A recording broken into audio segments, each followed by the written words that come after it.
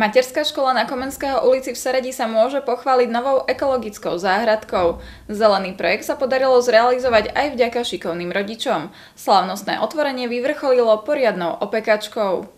Úspešný projekt s názvom Život živej planéty zabezpečil škôlke štartovné od nadácie vo výške 2000 eur, z čoho sa všetci veľmi tešili. No to bol iba začiatok. Iniciatíva prišla od pani učiteľiek a rodičovského združenia. Projekt je nastavený tak, aby jednotlivými zložkami životného prostredia priviedol deti k poznaniu, že všetko so všetkým v prírode súvisí a naša drobná práca, ktorej jej pomôžeme, tak určite prinesie taktiež svoje plody. Všetko sa to týka prírody a takého ekologického náhľadu, ekologického postoja, aby sa u detí budoval. Všetci spoločne chceli, aby sa deti učili o prírode nielen v triedach, ale aj v ekozáhradke. Na pomoci zavolali aj profesionálny tím záhradných architektov a tak novej záhrade už nič nestalo v ceste.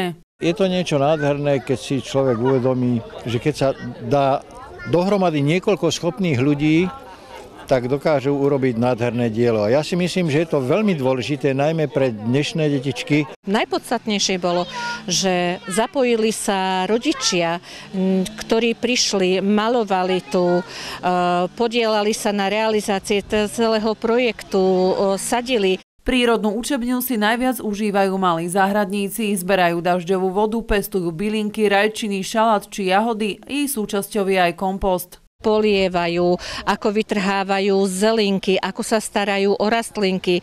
No a v poslednom týždni, keď nám už vyrastol ten šalátik, tak tie detičky ho aj jedli. Učia sa o tom, že je dôležitá čistá pôda, že je dôležitá čistá voda, že bez pôdy, bez vody nemôžu rastlinky vzniknúť, bez rastlín nemôžu žiť ani ľudia, ani zvieratá. Slávnostné otvorenie bolo spojené aj s výstavou domácich miláčikov. Deti rozprávali o tom, ako sa o ne starajú, no a potom si všetci vychutnávali spoločnú opekačku. Všetko to bolo na osoch celému tomuto kolektívu, aj rodičov, aj pracovníkov materskej školy, aj detí.